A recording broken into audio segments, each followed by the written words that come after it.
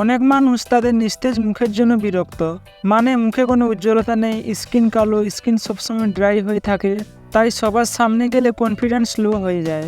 কিন্তু আপনার ত্বক কালো কেন দেখায়? কারণ হতে পারে সূর্যের উচ্চ তাপ, অস্বাস্থ্যকর খাবার, মানসিক চাপ, পলিউশন। আপনারা খুব সহজে আপনার স্কিনকে ফর্সা করতে পারবেন, আপনার ত্বককে নরম কোমল ও ময়েশ্চারাইজ করতে পারবেন। আপনাদেরকে ভালো একটি হোম রেমেডি বলবো। আপনাদের এই হোম রেমেডির জন্য 4টি উপাদানের প্রয়োজন হবে। নাম্বার 1 হচ্ছে হলুদ।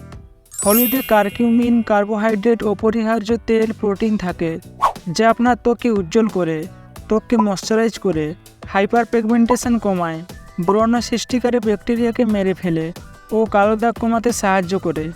নাম্বার 2 উপাদান হচ্ছে বেসন। বেসনে থাকে vitamin B6, potassium, magnesium, protein, যা আপনার ত্বকে ছিদ্র পরিষ্কার করে, ত্বকের ট্যান দূর করে, ব্রণ প্রতিরোধ করে। নাম্বার 3 হচ্ছে মধু। মধুতে থাকে apigenin, ascorbic acid, vitamin, ellagic. মধু আপনার ত্বককে হাইড্রেট করে, ত্বককে উজ্জ্বল করে ও ময়েশ্চারাইজ করে। নাম্বার 4 হচ্ছে দই। দইতে থাকে cobalamin, lactic acid, vitamin B6, protein, যা প্রাকৃতিক এক্সফোলিয়েন্ট হিসেবে কাজ করে এবং ত্বকের মৃত কোষগুলিকে দূর করতে সাহায্য করে। এটি কালো দাগ এবং হাইপার পিগমেন্টেশন কমায় ও ত্বককে উজ্জ্বল করতে সাহায্য করে।